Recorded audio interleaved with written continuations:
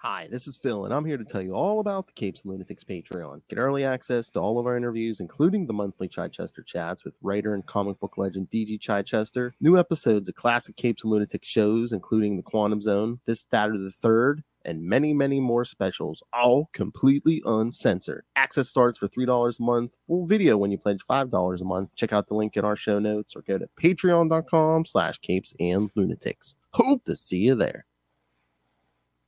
Hi,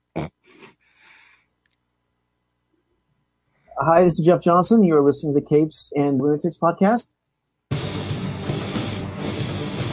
Leave me alone. I moved some of the stuff on my soundboard. All right, hey kids, welcome back to another episode of WonderCast. That's right. It's been that long since the last one, just a month ago. Anyway, I am Phil, but all of the your Ion heads are here. Got master of all the Green Lantern Corps, master of the Quantum Zone, Kickstarter comics, and podcasting. It is Grandpappy Will Allred. Hi, everyone. And off my lawn. The new king of podcasting himself.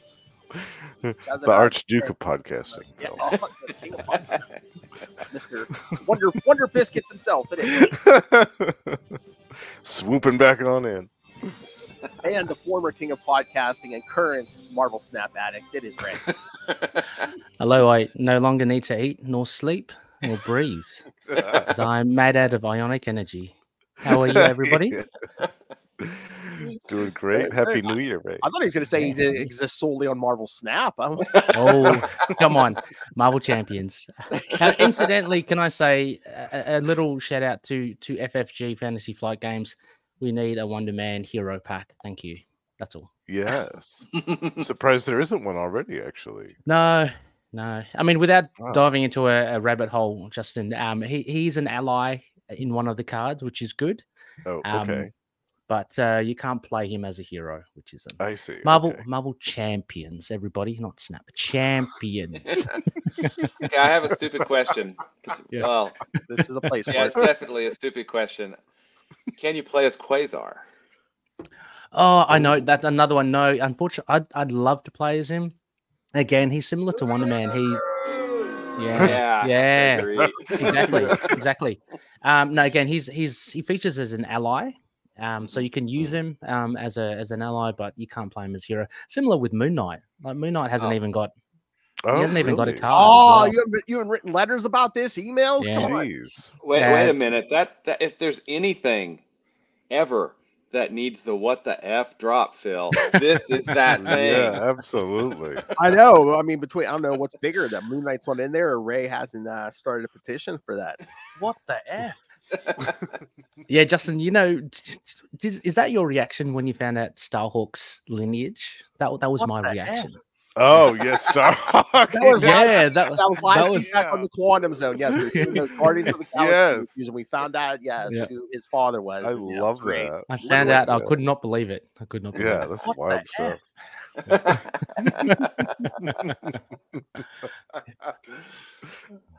good stuff. And then it was Scarlet Spider versus Venom, which inspired. Couple of balls down the gob. Oh, yeah. That's in context. Yep. The classic. Impact webbing. And I can't even remember what this was. The Hard Master. Yeah.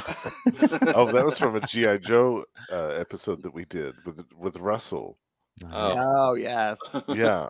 I must have been talking about Russell. Oh my. Come on. Howdy, y'all.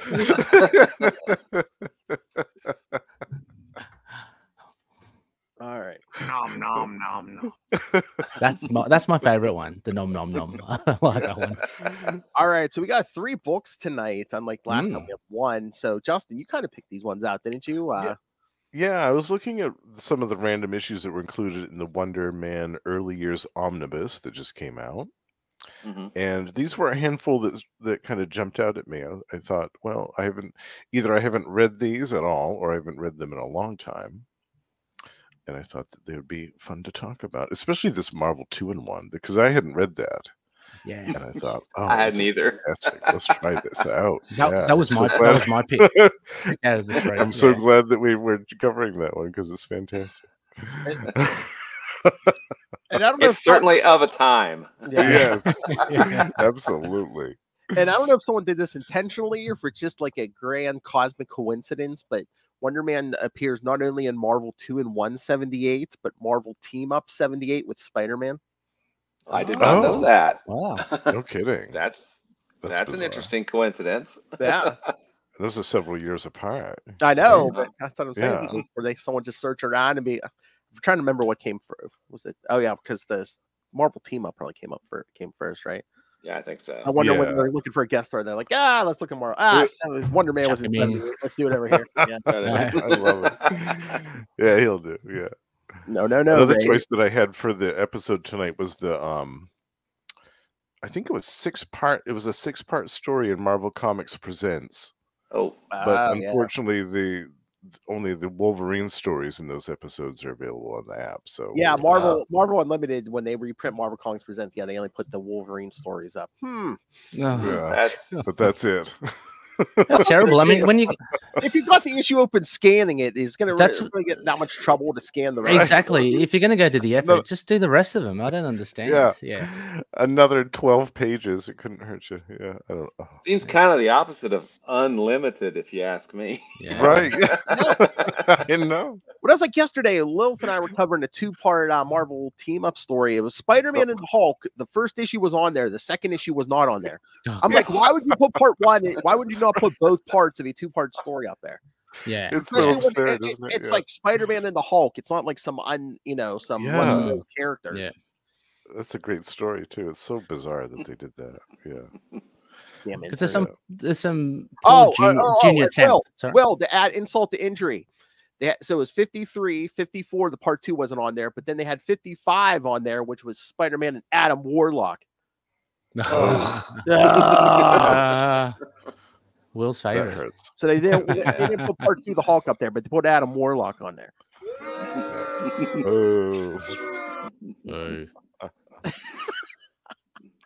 Can we all agree he sucks in the comics there, please? Yeah, much. Never really liked him. No. Never. He's just perfect. I mean, they just write him perfect. He's boring. Cosmic. Yeah. Anyway, sorry to the Adam Warlock fans out there. Yeah. I mean, give me opinions are our own. Surfer any day. Come on. Yeah. I was found the Silver Surfer much more interesting. Exactly. All right, so it's these 3 stories. So tackle that first one. So I guess Russell, I didn't see any feedback from Russell. But the thing I have to mention about this Marvel 2-in-1, because a few months ago, Justin and I covered Marvel 2-in-1 #1, which was the Thing and Man Thing. Oh yes, and it does. That's a lot of things. That's a lot of things. That is, yeah. I know it almost seems like Lilith Hellfire's house. Come on. Yeah. or Justin's or mine. On a busy night. Gonna be some dicks waving around in here. But no, it seems like a common theme of these Marvel 2-in-1s is like the thing like is feels that someone has dishonored him and he must go like let them know about it, because in the first one it was like, oh, the Man Thing's trying to, his name is kind of similar to mine, so I kind of get him. You got angry about it. Fly down to the swamp and now Wonder Man's acting in this show and Ben Grimm don't like it, so he has to go let him know about it. Monstro, is it Monstro? Monstro. And Monsty, wasn't it Monsty the dog? There's like a rock dog as well. Monsty. Yeah, gosh. Yeah, but it was a bit. It goes a bit too far, Ben, doesn't he? Like he takes things way too serious. He's a hothead. Yeah, he's a hothead. Yeah, Alicia's there offering to to calm him down, and he's still kind of rolled up, and off he goes. But I know he could have stayed home and got his rocks off.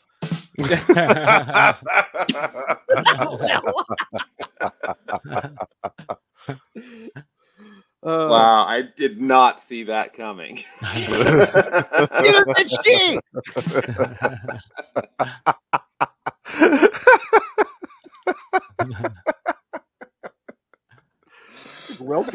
this chair before Justin for what?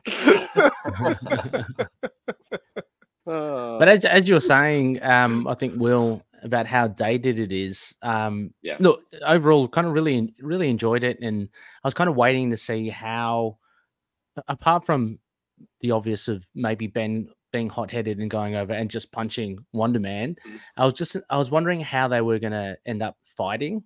And just talking about the datedness, it's so funny how while I was reading it, how Ben quickly stumbles onto the fact that there could be something in the cameras. It's like, out of anything, he just decides that camera looks funny. Let me have a look inside. Yeah, just randomly. It's glowing. It's glowing. Yeah. It must be bad. Yeah. But I thought it was quite. Yeah, I think the lead up to Wonder Man ultimately being kind of hypnotized or whatever, mind controlled, and then fighting the thing that was fun, like to see. Yeah. So Definitely. Yeah. Of course, there's two writers on this. It's Michelini, but of course it's Tom DeFalco too. So, well, the first time Ben goes down to the studio, he's like, "Oh, that camera, I'm going to just wad it up into an eye." I'm like, yeah, dude, that's destruction of property. that is. I'm like, that's a lawsuit waiting to happen there. Yeah. And the Fantastic when we Four have a lawyer on retainer. Multiple lawyers. And actually, when he first did that, because they established the weirdo looking camera, I actually thought that he scrunched up the weird camera first. It's like, oh, okay, well that ends that. But I like how he then scrunched up and just threw it at Wonder Man, and he just nonchalantly just kind of caught it. Which is really, really good. Well, and that's a good point, because they come back around, and Simon was working out with that like 2-ton, the 2-ton or whatever, and the thing is struggling. And he's like, he just works out with this. Holy crap! Yeah. Well, yeah, that made me wonder as well. Though, I mean, surely the thing would find that easy, right? 2 tons. I would think so. There was yeah. I mean, I know Wonder Man's fists are as strong as Thor's hammer, right? Well, but I don't know. What are the strength comparisons here? I don't remember, but there was a good 3-part story in the Fantastic Four, right after Wade's run, I think.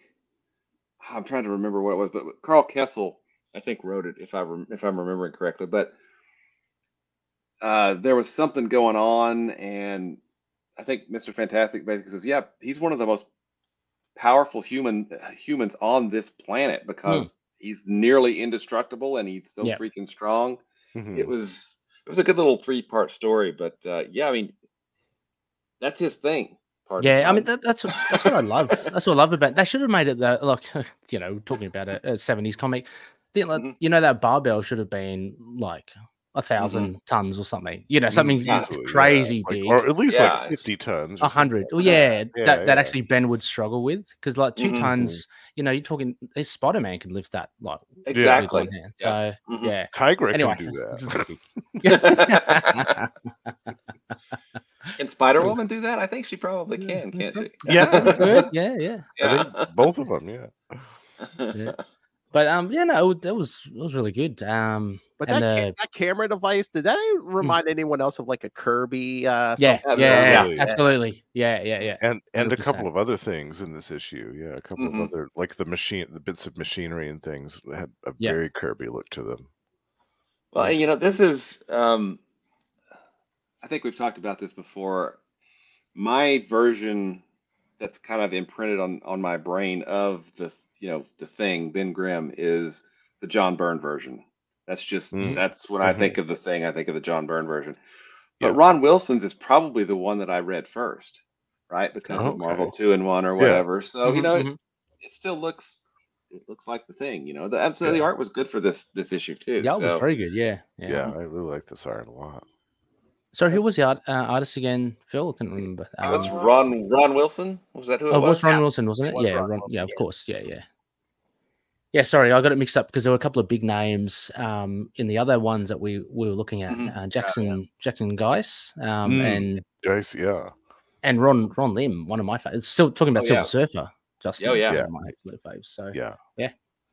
But we get a lot of guest stars in this too. I mean, quick cameos, because Wonder Man's working out at Avengers Mansion. You get a quick shot of the Beast on one page. Ben goes to Matt Murdock to see if he can sue anybody. Yeah. That's so funny. Of course, the Fantastic Four hanging around. Yes. Oh yeah. Yeah. And But how about the? Sorry. That's Sorry, right. Go Rob. ahead. No. I was because I was going to go to the next kind of big point, but yeah. Yeah, that was one of the great things about Marvel Comics in the late 70s and the 80s is that you really got the sense that it was a universe because you would have these little. It wasn't oh my gosh, a giant crossover. It was like, oh yeah, Steve Rogers appeared over here, or the Wasp appeared over here, or Hank It's Pym more appeared over casual here. and organic. Yeah. More casual. Yeah. I like that actually because it was good. You didn't have to then really worry about continuity, but you can still kind of give that. Even if the Beast is shown here in the Avengers gym, that's not going to impact on an Avengers issue later on, but you still have that. You still have that kind of connectivity. So yeah. Yeah, Phil and I just talked about that Hawkeye 4-issue miniseries that Mark Gruenwald did in the early 80s. And there's a very brief part where they just run into Steve Rogers on the subway, just in his regular outfit, and he's got his shield in a suitcase. And he's like, "What are you doing? You need some help?" And that's all that there was of it. It was just a brief little two panel cameo. It was fantastic. Yeah, I love that limited series. I remember I read that backwards and forwards so many times when I was a kid, and that opening where he's shot and he hasn't hit the target and he's got no arrows left, and then suddenly he's got arrows and. Whoops! They were hidden. They were hidden. We were laughing at the one scene last night because they go to the sporting goods store for more arrows, and the Mockingbird's like, "I thought you guys made special." He goes, "No, I have arrowheads." You just stick on him. He's just holding the arrows. He goes, "I love arrows." Gosh, I love arrows. Just a panel of him holding arrows, going, "Gosh, I love arrows." Gosh, I love arrows. You can't say he's not dedicated to his craft. That's right. He's passionate. He's passionate. Yeah. Well, and that's the series where he damaged his hearing, right? And that's strangely enough that has actually stuck. Yeah. I mean, it's carried on through the decades. That he wears hearing aids, and I think that's awesome. I love that. Yeah. Well, I think they fixed it for a while, but then they re-damaged his hearing. Because it became kind of really synonymous with him, right? So you want to. And I think it's great. I mean, look, without getting too deep into it, I think that's great kind of representation as well. Like, I mean, the big trademark is obviously Daredevil with being a blind superhero, but you have like Hawkeye, who's not perfect. Although his accuracy, his marksmanship is perfect. He's not a perfect being, and I really like that. And I like how they included that in one of the stories again that we'll be covering. Yeah. Oh yeah. Because I didn't see that coming. So yeah. Oh, and then the villain in this issue is someone very familiar to Justin and wrestling. Gamma Charge. Yes. Oh yes, we've done some Tomes of Evil spotlights on Zemnu as well. Yeah. Zemnu. And I had no clue that he was in the story. I was so surprised because reading this for the first time, I was going through. I was like, "Who's this guy going to be?" And then he morphed into Zemnu halfway through. I was like, "Wow, there we go." I guess that's who he is. Yeah. I thought it was going to be Loki or someone, just or like Mastermind or some or Mesmer or some hypnotism based villain. Yeah, but Zemnu. Zemnu's he's crazy. I don't know. Aesthetically, I reckon he's a fun villain and all that, but just his kind of mode of trying to take over the world through television, I find very I love it. It's very topical. I mean, the whole thing you saw during Marvel 2-in-1 was that Franklin was just watching TV all the time, and you could definitely, those with young kids could relate to how glued they can be, and it's kind of like, oh, it's bad. It kind of ruins your brain, and you get square eyes and all that. And to actually incorporate Zemnu using that kind of vice to take over the world, it's quite kooky. I think it is kooky. You can't. Yeah, I never see him as like a deadly or a dangerous foe. It's just he's a weird one. Yeah, I will say that during the Immortal Hulk series, they kind of reused this idea a little bit, and it was much more scary and much more dark that way. And I like that they kind of fleshed that idea out a little bit more, but added a darker element to it. Sorry. Did Byrne bring Zemnu in during Sensational She-Hulk? Yes. I want to think he did. It was Okay. it was a two-issue story where he tried to make her the bride of Zemnu. Why wouldn't you? You know? Yeah. She had all this green fur sprouting out of her body. Yeah. Oh, burn. I know. Yeah, but Zemnu's good. And it's actually quite powerful because we're reminded here that not only has he got mind control, but he can manipulate inanimate objects. He can literally. Oh, there was a bit, isn't that? I had to laugh at it. Didn't he reanimate some vegetables, like some mascots? I thought, this is so weird. The lethal legumes from Planet. The lethal legumes. Yeah, it's so funny. Like, I love what that the hell? Yeah, Zemnu has some massive psionic powers. He can animate inanimate objects. Yeah, I mean, in that one flashback panel they say he messed with the Defenders. They show him fighting Doctor Strange, the Hulk, and Biscuit of the Sea, Namor. Yeah. Oh yeah. Well, he got cleaned. I mean, but and he's up against some really tough numbers there as well. So yep.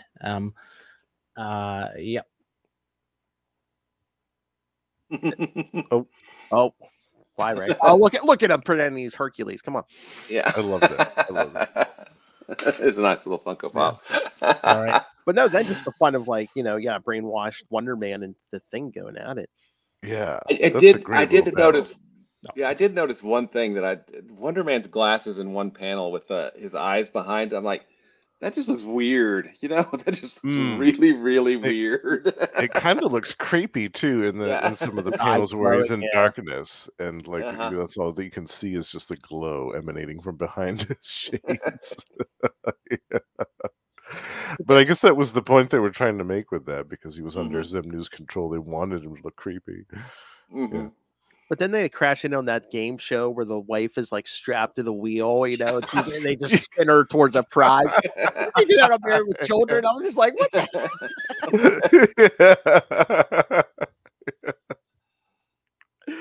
And think of Wonder Man crash in, and the guy's like, oh no, does that mean I don't get the blender? Oh yeah. Some really weird again, just kooky moments. Again, probably taking the piss out of game shows. Oh yeah. And the fact that all these shows at this time were all recorded under the same roof. Yeah, it was all under one big studio building. So you'd have game shows and talk shows and who knows what soap operas all being filmed under the same roof. Yeah, and you're right, Will. It's totally a take on TV. Like, yeah. But no, it's good. I enjoyed I enjoyed this one. I think Simon Williams, and again, we get that angle of the focus about him being like in film, because funnily, like when I was kind of growing up and collecting West Coast Avengers and really getting into Wonder Man, that portion of it was, this is before the Jeff Jones run. That kind of thing got lost a little bit by the way. So like the classic West Coast Avengers, he would pop off, to do some roles. But this one, we actually see him within the studio, and it's all kind of, and again, sorry, I'm overlapping with one of the other stories we're going to cover. It's very, very much kind of film industry centric. So Right. Yeah, and it's interesting because when he left the Avengers, there was just a lot. I mean, we had that Wonder Man one shot with the spectacular Bill Sienkiewicz cover, but there wasn't really a lot of appearances between him until West Coast, the West Coast Avengers, right? Because he was out there, and then in West Coast Avengers, I have to agree with Ray. I don't think that the Hollywood angle wasn't really played up a lot. Although I will say that green costume is like burned into my brain for bad reasons, just because it's so bad. It is. Didn't someone say in one of the stories as well that we covered that like I much prefer the green costume? Oh yeah, I think it's one of the other ones coming up. Yeah, the other ones. Yeah. Really? No way. I know, black and red all the way. T-shirt by then. I know. So it's like, but West Coast Avengers, I think, kind of really brought him back to at least a little bit of prominence, which led, ultimately to him getting that, that series that we all, really love. Yeah.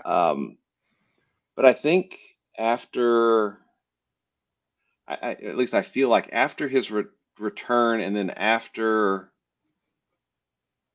he kind of came back with the Avengers return, and Scarlet Witch brought him back to life.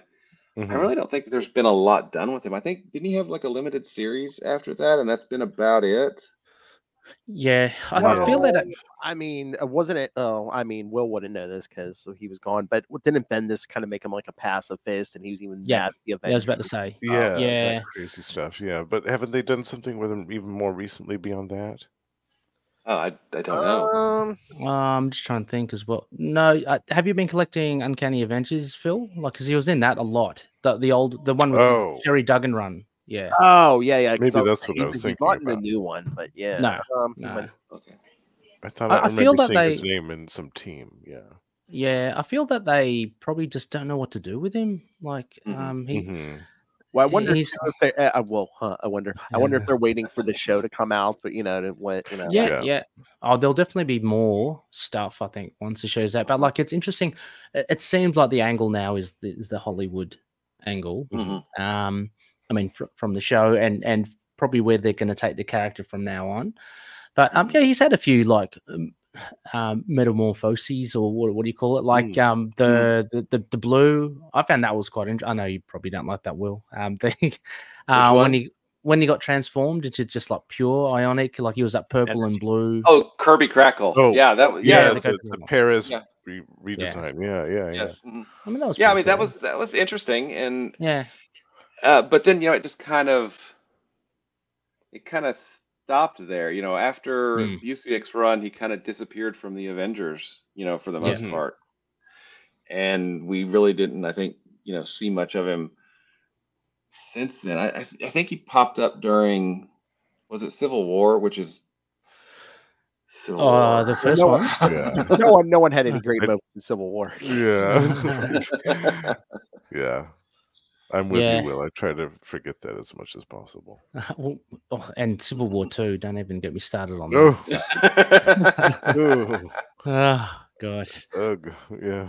Civil War 2. Let's try to make more money. That's right. Yeah. But what I'd really love to see is just really exploiting that Wonder Man, that indestructibility, and just how powerful he is, because it's very much downplayed. I mean, even in the Johnson Jones run as well, it's not that. I mean, he's just he's just like super strong, but the stuff that as you say, like he can't be harmed. Again, one of the tropes for him, I reckon, is they always kill him off and he's back again. Yeah. But you can only do that so many times, and I want to see like Thor level, like just adventures, like with Wonder Man. But yeah, that would be cool. I mean, at least when they killed him in Force Works, he didn't have to go through Heroes Reborn. So that's true. That is true. All that madness. Dodge that bullet. He was scared from that indignity. Yeah. But from Marvel 2-in-1, any other points? I think Zemnu was the big call out there, and great surprise there. Yeah, the fight between the Thing was cool. Yeah. And what happened? I can't remember. Like, Zemnu retreats because he's exposed. Is that it? And so he decides to leave Earth again. I guess he basically figures he can't defeat them both. He can beat one of them, but not both of them together. So because Wonder, I think the brainwashing starts wearing off. So he's like, didn't he spray him with water or something? Or Wonder Man. Yeah, did the Thing spraying was like a fire hydrant or something? I can't remember. Some like innocuous kind of method. If it's not punching them on the head, it's water. Like what happened? But that was enjoyable. I really enjoyed this. Was it your first time reading that one too, Ray? Or have you read that one? Oh, nice. No, I've read some other. I've read some other Wonder Man. I can't remember. I've got them. It's either a Spotlight or Solo Avengers as well. But I had not read this one. Cool, very cool. Yeah, I don't think I'd read this one either. I mean, I'm not sure, but let's just say that I haven't read it because I didn't remember reading it. So It wasn't familiar. Yeah. Yeah. What about you, Phil? Had you read this one before? No, this was the first time. Oh, no kidding! It was the first time for everybody. Nice. Yeah. I love that. Yeah, this is a great little surprise. I enjoyed this. The art was great. The writing was good. It was a nice little self-contained one-off story. I miss those. I still go on my soapbox for hours about how I miss the self-contained stories without the big, long, year-long stories and big, long, exaggerated crossovers. Yeah. Did anyone follow? I'm sorry. They were able to do that in the 70s, and I mean they were able to have a continuing story, but you still got a unit of story in an issue, and you could make those connections. And this was from 3 issues ago. I remember they blah blah. It was a lot more subtle than this overt part 3 of 19. Sorry. Yeah. Well, that's why 12 epics a year. Yeah, I mean that's why I think, and I was going to ask you guys about it, to bring back more of the anthologies like Marvel Comics Presents and Marvel 2, because they did bring back Marvel 2-in-1 briefly. Did any of you guys read that? With I didn't. It had the Human Torch on there, and was it good? It wasn't. Oh, the one from a few years ago. Yeah. Was that okay? Was that good? Because that'd be all stuff. Right. Yeah, because they were kind of like setting up because the Fantastic Four, were Reed and Sue were missing. Yeah. But those sorts of things, bring back Marvel. Come on, bring back Spotlight and Marvel Comics Present. I reckon that would be really cool. So yeah, they've been doing some good anthologies lately too, like that Crypt of Shadows. Crypt of Shadows, book was excellent. That's more like seasonal though, isn't it? It's like it's very like Halloweeny. So it's like a Halloween one, but whenever they do them now, they're good. And as we see with the Black, White, and Red series, whenever they do the Black, White, and Blood or whatever it is, whenever they do those are always successful and good. Yeah. So bring back the anthology books, Marvel. We would definitely read them if you did. Yeah, and they did reintroduce Marvel Comics Presents a while ago as well. That lasted 14 issues or something? Or it was a little over a year, wasn't it? Yeah. It was pretty good, but I don't know. Again, maybe they were just testing the waters. But I think for those that want those standalone, self-contained stories, that's prime way to do it. So definitely, like someone said, unless you do part 1 of 20. I mean that original Marvel Comics Presents, there was a Black Panther story that went on for how long? It was like, yes, yeah. There's a Man Thing story that went on for a whole year. It was 12 parts. Yeah. Can I just we're all older men here as well. Can I just rant about something as well? Go for it, man. Yes. You're in good company. Yeah.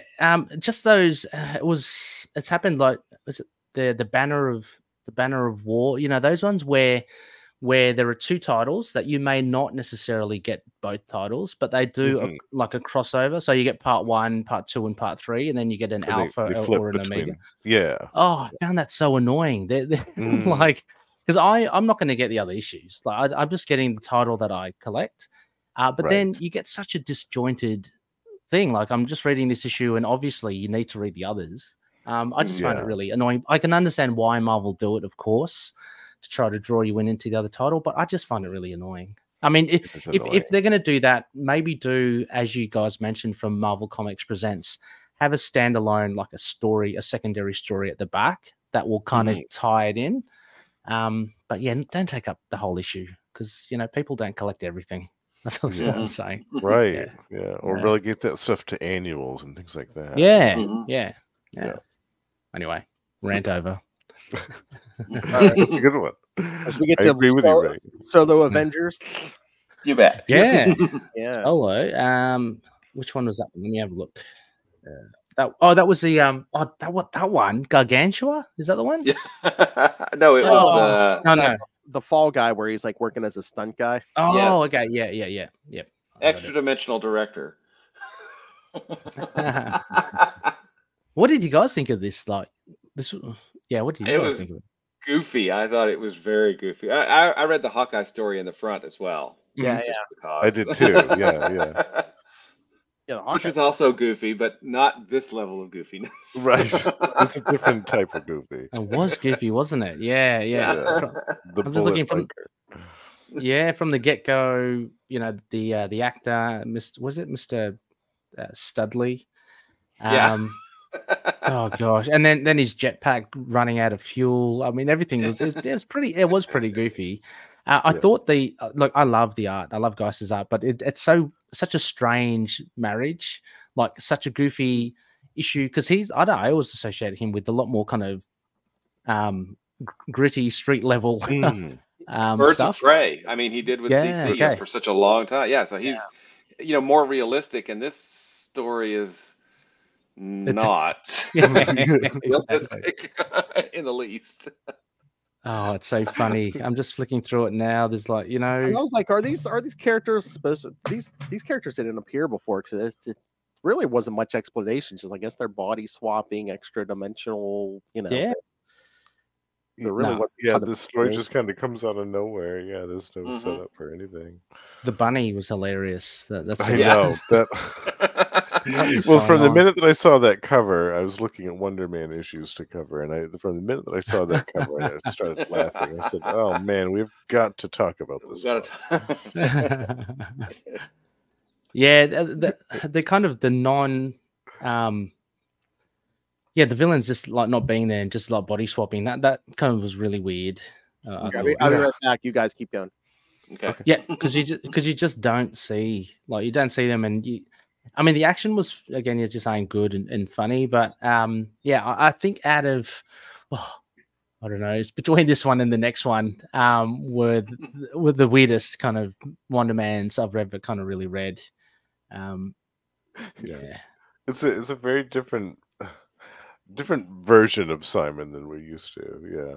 Yes. And again, I appreciate it being set in the film, like the film lot and the industry, because that's Simon's background, backyard, basically. Yeah. And again, maybe a couple of opportunities to poke fun at, directors and maybe producers. Yeah. That's always cool. But yeah, it was a strange mix. And what was the? Oh no, this was not the one. No, I got this mixed up with the Marvel 2-in-1 where the director or producer has a great idea. That was the one thing I forgot about the Marvel 2-in-1. He has a great idea of Zemnu, the TV show. Yeah. I found that, yeah. I found that funny at the end because he's so opportunistic. But yeah, I was kind of half expecting something over here as well with the guy going, "Oh, killer rabbits, that'd be good." Yeah. Bugs Bunny on steroids.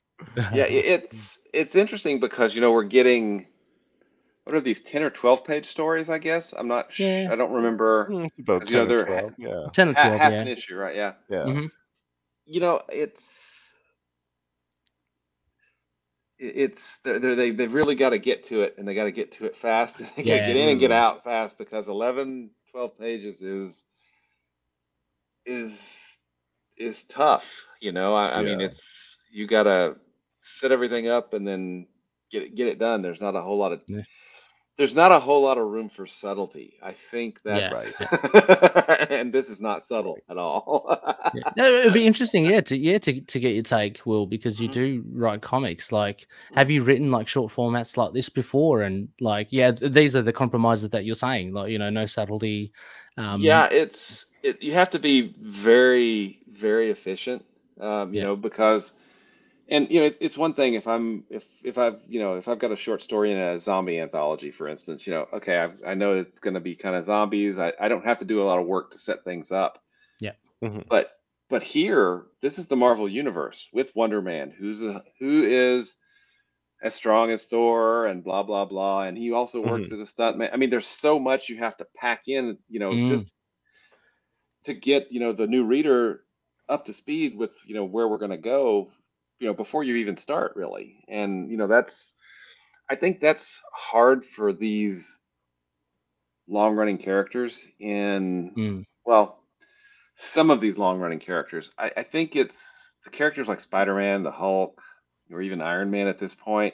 I don't think you have to do as much work because there's such a general awareness of those characters. Superman. Right. Yeah, totally. those things. Exactly. But Yeah. Wonder Man, you know, as much as I know we all love him, he's not exactly the first hero that comes to mind for a lot of comic fans, right? Right. So, That's so why yeah. Solo Avengers was great, because you had Mhm. one character, Hawkeye, who was very well known, and then usually in the second story you'd have an Avenger that wasn't really as Yeah. familiar. They would kind of get their spotlight. And And I think that was yeah. it was fun. I think interesting in here, like Will, as you're saying, like with Wonder Man, you have to really do like cut some corners as well, because you don't. I just say, if a new reader comes in here, in this story at least, I guess you could say you don't really get a total kind of explanation of Wonder Man. At the moment, it's just a guy that, okay, he works, he's an actor, he's a superhero actor, but you don't get any sense of his power levels or anything like that. He can fly with his, okay, he's got jets, but they ran out. What else can he do? Like, you don't know. But I guess you can't spend too much time explaining all that. Is that why by at some point in the 90s, remember in all the comics at the top of the first page, like the brief summary of the character? I like that, origin actually. blurb at the top. I do too. Yeah. Yeah. I mean, it's the pitch. Yeah. It's the pitch for the character. Here it is. Yeah. I mean, we had it in the Wonder Man series. We actually had it, you know, on the Wonder Man series. Yeah. That's true. Yeah, I mean, I like both that, and I like what they do now, which is the previously, like just a little written text at the beginning. That's very helpful. I mean, not that I read it, because I generally kind of read, I'm up to speed with it. But no, I do love the little zinger at the top there, the little pitch. It's good. Yeah, and that's actually one of the things that was important to me when we were doing Crossover Division, is that whole inside front cover is like, you know. It's this, you know, like in Law and Order, it's the thank you. It's the you know, this Crossover Division exists to combat these threats when fictional realities cross over, blah blah blah. Here are your two agents, and here's everything else, so that you can go into it with, you know, some context, basically. Yeah, you're ready to go. Yeah, I think it works really well. Because a lot of people, admittedly, like a lot of people are very daunted jumping into something, let alone number ones. You know, I find I'm a little bit overwhelmed with X-Men at the moment. I want to get back into it, but they've got like a gazillion titles, and they're all like, you know. Well, the Krakoa age is about to come to an end. So yeah, I'm waiting for that to finish so I can. I think by summer it's going to be something on. They need a good reset. They need a good reset. I think it's coming. Yeah, by summer. Yeah. They need a good reset so that people can jump back on board. Because I would like to get back into the X books too, but there's no way I'm going to do it right now. Yeah, and then once it happens, you've got to, you know, research what the hell happened before. Like, you know, I know what happened during this Krakoa thing. Okay, because they're going to reference obviously just what previously happened. I read anyway, some at of least, it. It's not like our nice simple X-Men of back in the day. You know, half of them were from an alternate future. I know, an alternate future, and a timeline that never was. Oh god, yeah, exactly. Easy stuff. That's like true. that. Fair enough. Easy stuff. Or Chris Claremont saying, let me pick this up that I wrote in 10 years ago and I haven't done it. Yes. Yeah.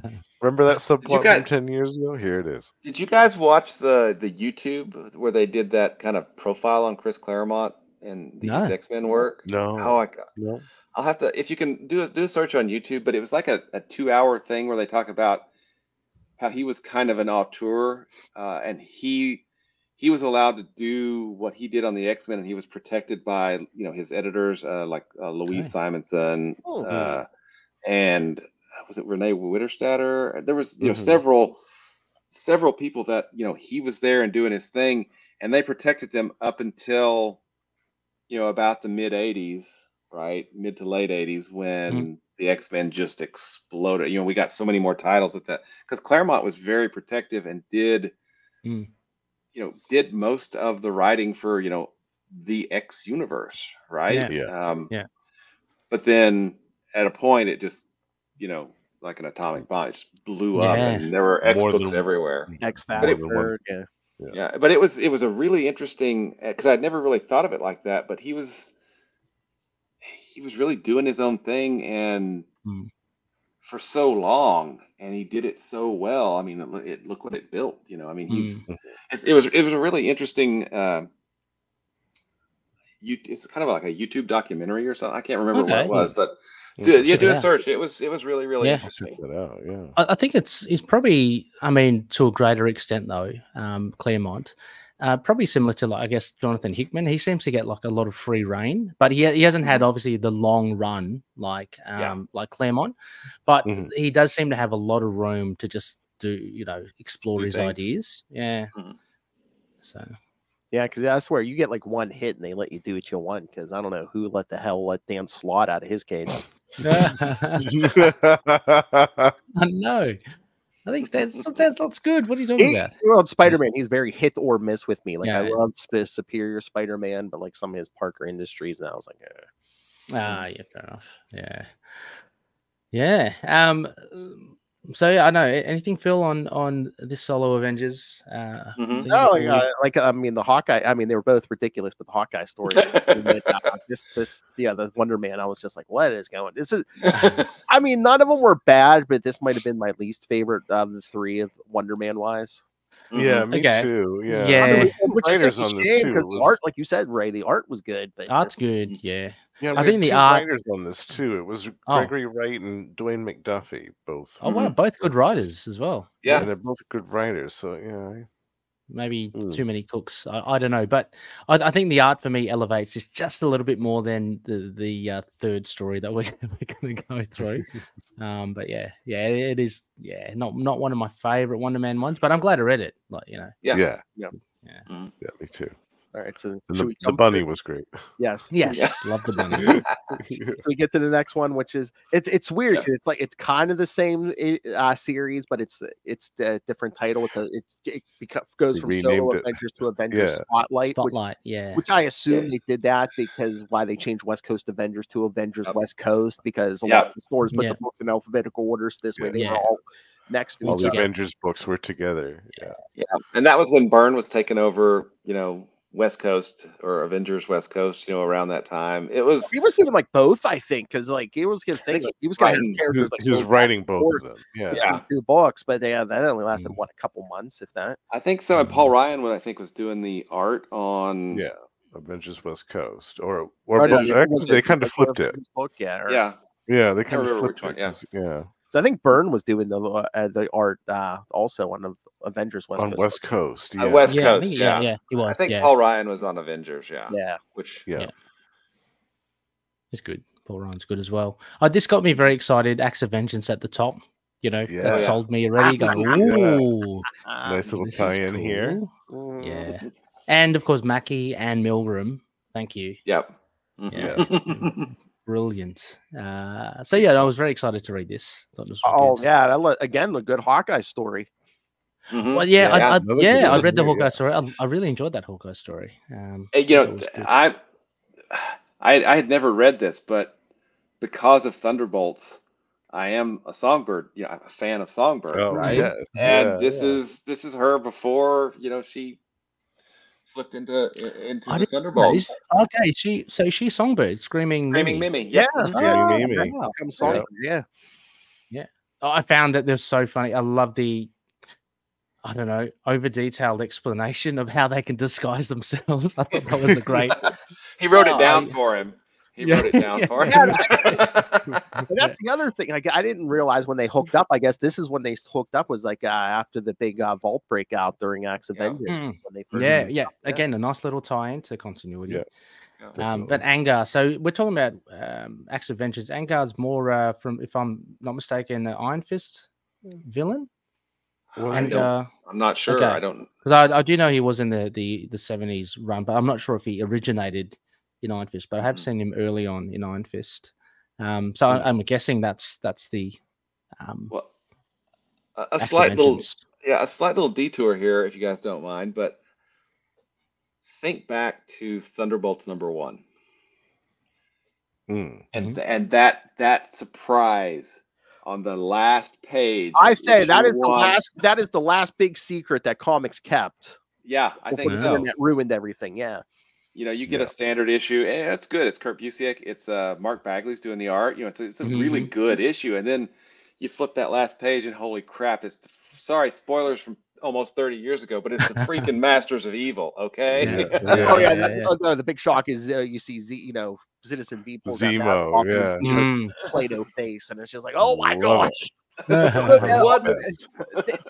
They like laid some clues in other books along the way, because like I know I had figured out Moonstone because like the Hulk had recognized her voice and stuff. And I was like, okay, Atlas is obviously Goliath, but I don't think I figured out the other ones, because when Zemo ripped that mask off, I'm like, oh yeah, makes sense. Yeah. Zemo. And now that would be on the internet in a heartbeat. And Absolutely. Everybody would know it. Came out, yeah. Actually, if it was from DC, it would be in the freaking solicitations for it 2 months in advance. Really super villains. They'd have already spoiled it in advance, I swear preliminary spoilings. They're doing it with like Green Lantern. They're like the latest, the Green Lantern War Journal. Blah blah blah. Like, crap! I haven't even read that yet. What the hell? Oh yeah. Once it hits the stands, it's like, I swear there's no time limit on when they start spoiling stuff. Again, I've seen like comic book spoilers, like say because something comes out on a Wednesday. It's like a Wednesday. I'm at work Wednesday morning, and there's like spoiler headlines. I'm like, whoa, it's 9:10 a.m. How are people into the story yet? Unless you live in the future like Ray, I'm like, you probably, you're spoiling everything. Finally, is tomorrow a good day, Ray? Is tomorrow a good day? No, it's fine. Yeah, it's good, looking good. Yeah. I'd cash in that lotto check. But you were asking about Angar. First appearance, Daredevil 100. Daredevil. Okay. So I know that makes sense though. Hearing based. Yeah. True. So I think he did. I'm not remembering now. I think he did show up in Daredevil. He was out on the West Coast with Black Widow. Oh, okay. Francisco, yeah. So okay. Yeah. Okay. Well, no, it was good. What I loved about the Wonder Man one, Second Thoughts, was the Mad Thinker. I always love his appearance. He's always. He's not flashy by any means, but what is he? Is he like a mutant? What? No, super genius. I don't think so. I think he's just really, he's really smart. Yeah, genius level intellect. Yeah. No, I found that was a really nice way to open up on it, but then. I don't know. Wonder Man, Wasp, fighting Gargantua was cool. I almost felt sorry for Gargantua because he's just a lump, isn't he? He's not really. Seems like he's mentally challenged. Yeah.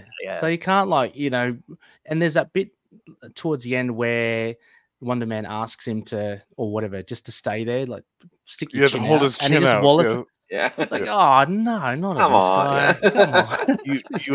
you have to question the status of the Mad Thinker's genius level intellect by using Gargantua as his main pawn in the story. Exactly. True. Was it very just true. Availability, or I don't know. I guess Goliath was in jail, was in the vault. Probably, yeah. I mean, I know he did fight Spider-Man during Acts of Vengeance, so unless he was out of the picture, he was getting zapped. Oh, right. Yeah. Oh, yeah, Web of Spider-Man, right? Yeah. Yes, that's right. Well, it's you see these super intelligent. It's nice to see him figure out Loki, right? Yeah. That was cool. I love that. That's cool. I love that. Yeah. And then he's like, okay, well, this is going to be bad because blah. And then he says, "Oh, I'm going to go fix it." And we might question the pawn used. Yes. He actually succeeds, and he's like, "Yeah, he does." Yeah, which is good. It's a win for him. It's a win. Yeah, but is that playing on the theme of Acts of Vengeance, where it's not a usual enemy of Wonder Man or the Wasp too? Or I think so, because the Thinker wasn't in on the plot though. So. Mm-hmm. Yeah. Oh, true. Yeah. Maybe just by, I don't know, coincidence that. Well, I mean, I guess the Mad Thinker wanted the heroes to win, so maybe he's just like, okay, I know Yeah. one thing I can beat this guy. So Yeah. Oh. And you know that this was the tool that he had available to him at that time, maybe. oh yeah, I'm doing this from his prison cell. Yeah. Yeah. I couldn't help but thinking though how much more cool this story would have been if it had been Wonder Man and the Wasp versus the awesome android. Like how much Oh. better of a battle that would have been. Yeah. Yeah, that'd be tipping his hand a little too much. Yeah. I know. I do like at the end, Mad Thinker's like, he's like, I don't want to be a good guy all the time. He's like, but it was nice to win one. So, you know, Yeah. Yeah, exactly. Again, love the humor. Wonder Man gets he gets a car thrown on him and then he gets stomped on, which is pretty. So I guess that shows his indestructibility. But it was fun to see. Yeah, he always has that tinge of comical element to Wonder Man. Well, you know, that's I think we brought that up when we were talking about the series, because it could swing from comedy to tragedy. Well, that's what I loved really about that quickly. one. Yeah, I mean, that it got was really the dark. same issue. Yeah. And I guess with like an invulnerable character, you can do kind of slapstick where it's like, oh, you got a car dropped on his head, or you know. I mean, the stuff that Spider-Man, the stuff that Spider-Man kind of gets subjected to as well, and you know, he just kind of shakes it off a bit. You kind of wonder, wow, like he's ultra durable. Yeah, and I know there's stories where he's been able to like change it, but does anyone else find it weird in this whole story? His eyes weren't red. He's Not, like, Yeah. Yeah, It was that was weird. strange. It didn't look like him, like in that sense. Yeah. Pretty weird. Editorial miss. So I was like, oh, is he gonna like drop his concentration? Are they gonna go red? But no. Yeah. No. Yeah. Did that ever happen? No, it didn't. He never concealed it, did he? No, it was always Sunny's, and that was it. Yeah. Oh, I thought there was early stories. Was he able to change? I think I remember one where he Really? did change his eyes once or twice, and then He concentrated really he had hard. to really or something. concentrate. Yeah. Mike Rockwitz was the colorist. Mike Rockwitz, you're fired. Clean out your desk. Exactly. Well, I mean, want you out of here. Turner too. I mean, he's drawing pupils and stuff. Yeah. True. Yeah. And I don't know what you guys think. I mean, it was cool to see Wasp in the action, going in the ear, doing the old ear trick. And Always you don't disgusting. see a lot of stories with just her and Simon together. I really enjoyed that. Oh yeah. Yeah, which is pretty cool. Definitely. Yeah, she went right into his ear, and could he hear that deafening device ordering him to attack? Yeah.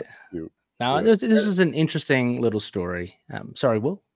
Yeah, and Gargantua. I mean, he was just doing whatever anybody told him. Simon said drop the car, so he dropped the car. Yeah, exactly. I mean, Yeah. You can't blame him again for anything. He's just. I feel sorry for the big guy. I do as well. Yeah, you can't help but feel sorry for him by the end of this. Yeah. But yeah, again, by way of trying to highlight or show Wonder Man, it was pretty muted here. I think it was. Just as much Wasp as him. It wasn't really like a spotlight on him. I'd say it would be a spotlight on both Wonder Man and the Wasp, but he doesn't shine in any sense here. Yeah. Was this the duo's issue? Because you had Hawkeye and Marvel. Yeah, that's some thinking. Oh, maybe probably the spotlights on the duo. Yeah, that makes sense. Would have been good. Yeah. I mean, sorry, I don't remember Simon and the Wasp really ever teaming up before or after. I mean, I think this is like the only time. It's kind of fundamentally a weird pairing when you get right down to it, because they don't necessarily. There's some connective tissue because the Vision is his brother and Hank Pym is the father of the Vision. Or the grandfather because of Ultra. It gets weird really fast. Anyway. I mean, I think they were trying to show, like, when they show up in Washington, D.C., that, these are two respectable characters, but it just seemed like elitist almost, because, like, okay, here's your two superheroes, a movie star and a socialite. And it's... It's two super rich people, Don't say it was like, what, oh, they're just like you guys. It's like, no, yeah. Rich. Yeah. Yeah, look at how many costumes the Wasp has. Only 500. Yeah. Well, and if you're gonna have somebody speak to that, I mean, there's this guy from World War II. You might have heard of him, Captain America. I mean, Yeah. Apparently he can give some pretty good speeches. He's kind of a big deal. Yeah. Yeah. Or, even because I feel like there are several Marvel characters that are kind of universally respected. You look at, Reed Richards, right? Captain America. I would have probably said Tony Stark or Iron Man, back in the day, but back in the day, probably not so much. I mean, maybe Iron Man, because no one knew he was Iron Man at that point. So yeah. Thor, probably. A lot of people hold Thor in high regard. But I'd say, Captain America is probably the top choice because he's in that respect, he's kind of like Marvel's Superman. Everyone trusts Captain America pretty much. Yeah. Mm-hmm. He must have been busy, so they got Wonder Man and the Wasp. More important things. Well, admittedly, it was X of Vengeance, so there was a lot of things going on, man. That's true. Just think all the stuff Cap was doing. Of months for Marvel. Just think what all Cap was doing during Acts of Vengeance. I mean, he was leading the Avengers. He's fighting Namor. Putting the controller. Yeah. We had that whole issue of Avengers with Quasar on the island with the support team. No other Avengers. Oh yeah, all those Doctor Doom robots trying to sink this island. Hydro base. Yep. Right. Damn it, Quasar should have cleaned up. Yeah, I know. Oh, hey, Will. Sorry. I was gonna say, hey, Will. In April, beginning of April, me and Justin are gonna be doing a episode on Cosmos and Collision. So I'll keep you updated. Really? His favorite Quasar story. Yes. That he reads. Oh, it's right there. He reads every January. Wow, you had it within arm's reach. That's hilarious. That's hilarious. Yes, nice. Oh, I love it. Yeah, January. Yeah, so I've started kind of a. This may be weird, but I try to read a comic or some issues every week for my newsletter and everything. And at the end of the year, I've been reading Green Lantern Rebirth because that's a really important story to me. And then I thought, well, this year the other really important story to me is Cosmos and Collision. So okay, I'll finish the year with Rebirth and start the year with Cosmos and Collision. And nice. That's I think what I'm going to be doing because which is why it's so close. I mean, I don't sleep with it most nights. Talk to it, I don't want to say he sleeps with it, but his wife has gotten some paper cuts on her head. So, Justin, I'm assuming. So you've read it, and oh yes, it's fantastic, isn't it? It's amazing. Yeah, amazing. For Marvel Tales in April, I wanted to pick stories where it's Phil's birthday month. I wanted to pick some of his favorite character stories. Yeah. So nice. Pick a Quasar one. Yeah.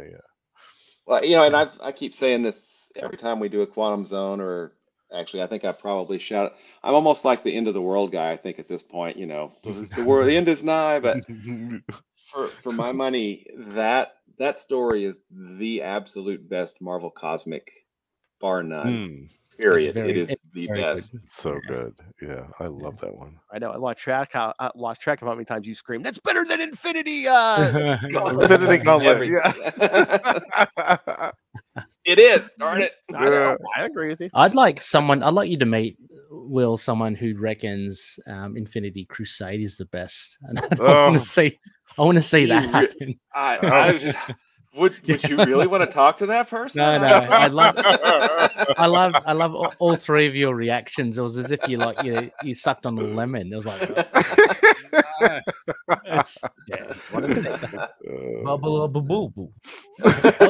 that was a polar opposite. I think you could not get a worse cosmic story ever.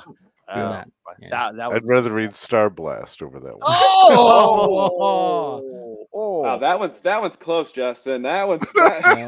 That was almost below the belt. Well, I mean, at least you have entertaining dialogue in Star Blast. Emphasis. Yes. That's where that came from. Yeah. Oh my gosh. I am God.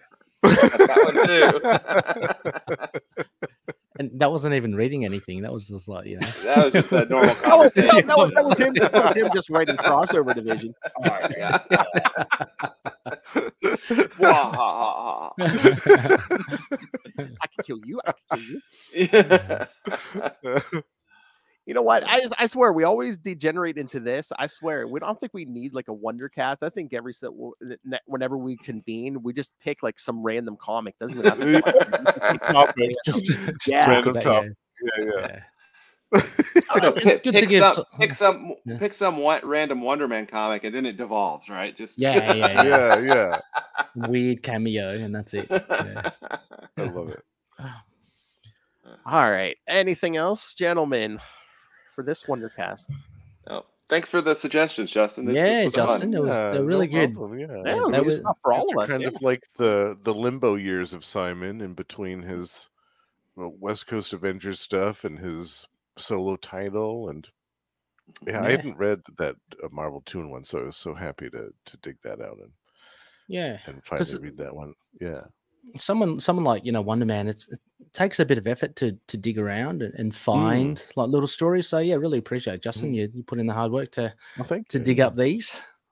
Yeah, maybe one day we'll have to do that Marvel team up 78 with Spider-Man and force Lilith to join us. Oh yeah, I like that idea. That sounds good. I'll say no, it's a Spider Cast. They're just all joining. Yeah, just trigger. So Justin, I had to grab this. I got this for Christmas. Oh, that's a beauty. Get out. Yes. Oh, You got it. Nice one. I have only read the first 12 issues, so I'm looking forward to reading the whole. Oh, nice. Are you loving the 12? You're loving the 12? I thought it was such a departure for the Hulk, and it was, it was all, it made a lot of sense, and it veered into horror, and it just it's really it's an amazing run. Yeah, it's a fantastic. I'm loving it so far. We've been covering it on Gamma Charge, and I'm just loving every second of it. How many is that? Is that all 50 or? I think so. I think it's the entire complete collection. That is the whole run right there. Yeah. It's pretty big. It's super thick. Yeah. Yeah, 1 through 50, and then some. Yeah. And then the best defense, the defenders, best defense. It like best yeah. I got the best defense. Yeah, I remember that. Yeah. Some crossover stuff. Mm-hmm. Look how big it is. Yeah, it's huge. It's a handful. Yes. And big. You could lift weights with that. And big.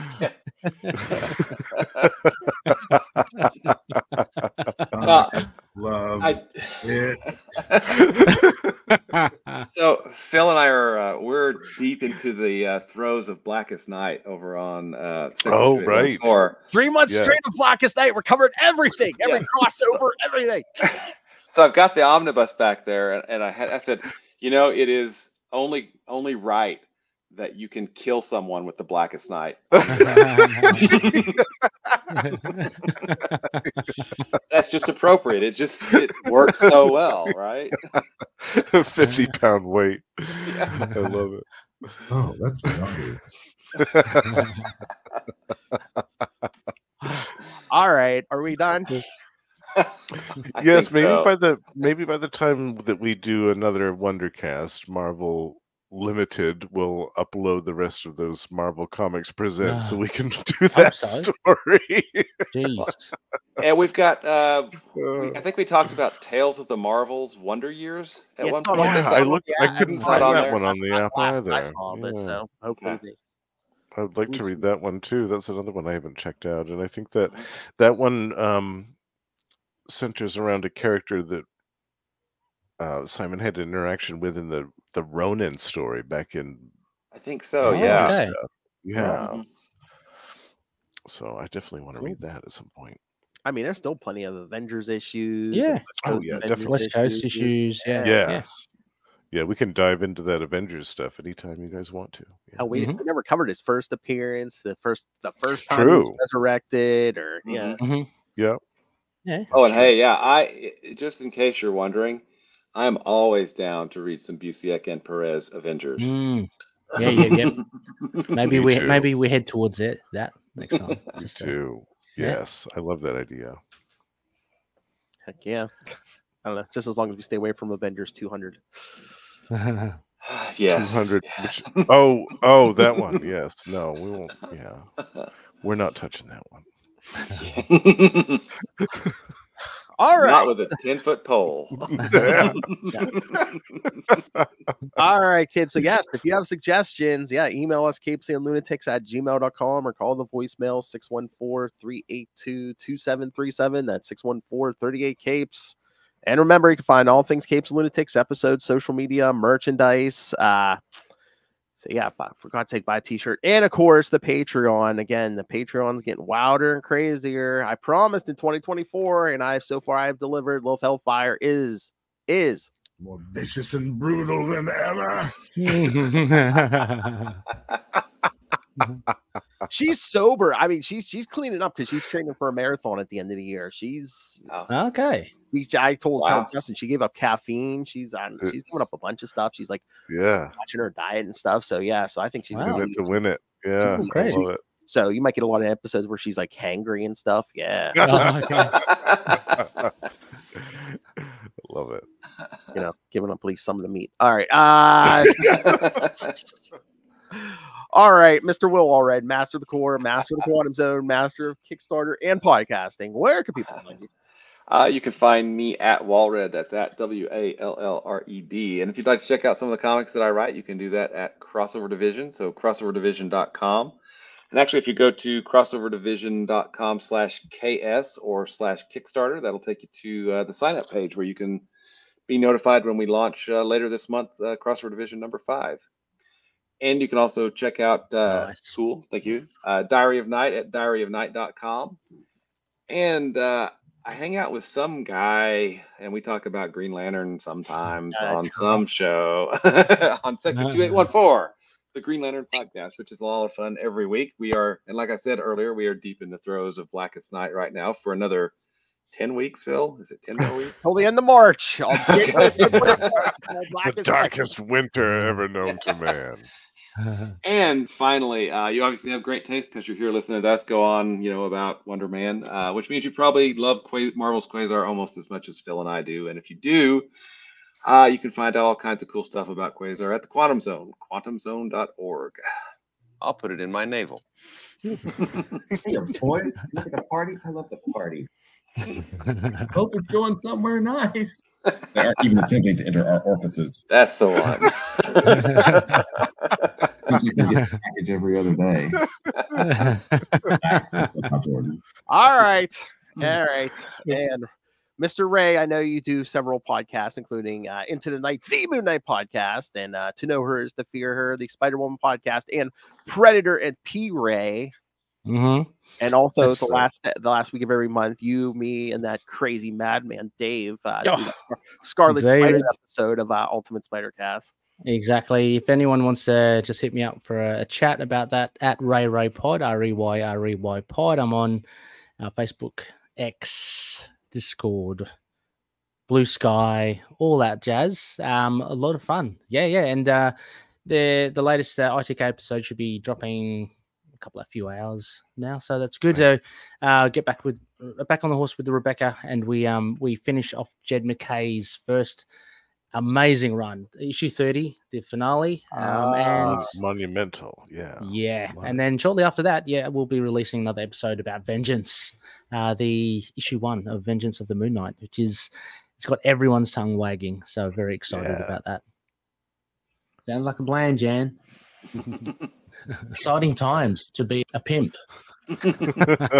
Also, reach out to Ray for your Marvel Snap tips, kids. It's just a really nice package. It is. And I can't let you go, Ray. Batman. No, my favorite. I was wondering when we're going to hear that. All to do with Batman. Stings the ears. That stings the ears. All right.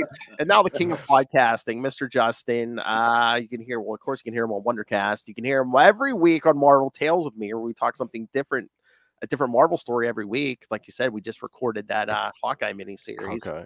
Yeah. Yep. Doing Got Hawkeye two in more February. Hawkeye and episodes, and then, our ROM omnibuses will be coming soon. The Romnibus. Yeah. The Romnibus.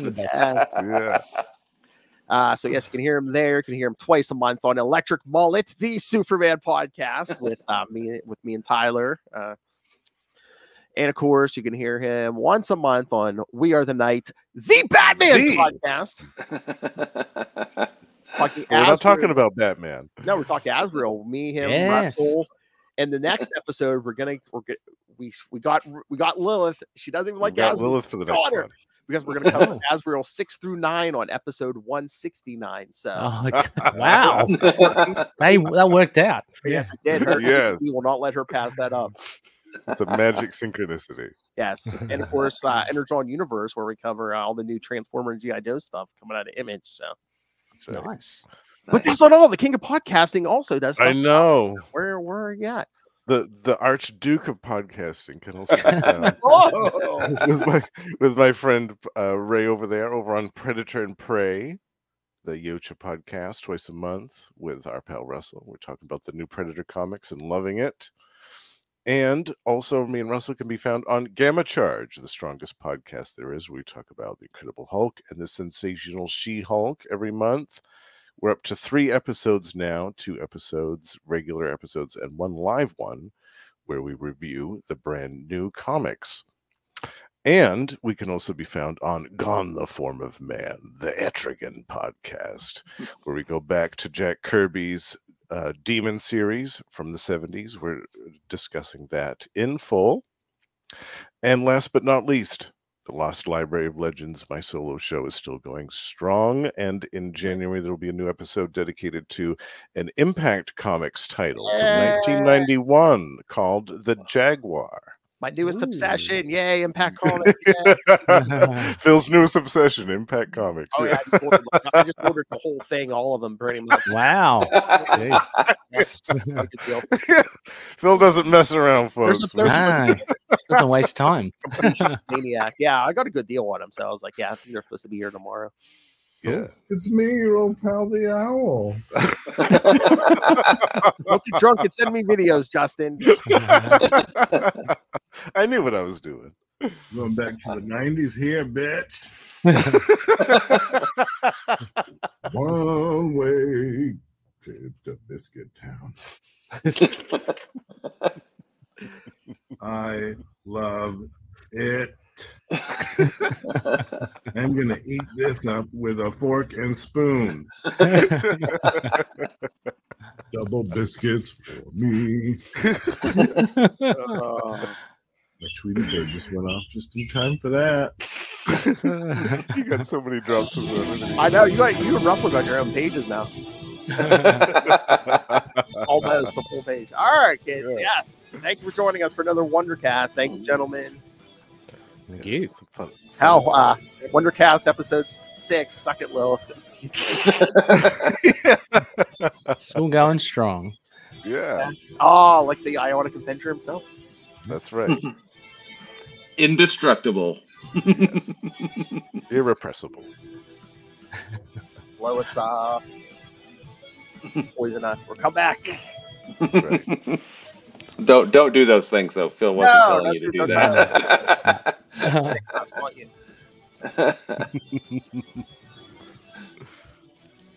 We do enough deadly stuff. We podcast before. All right, kids. Join us next time. Wonder Woman will be back.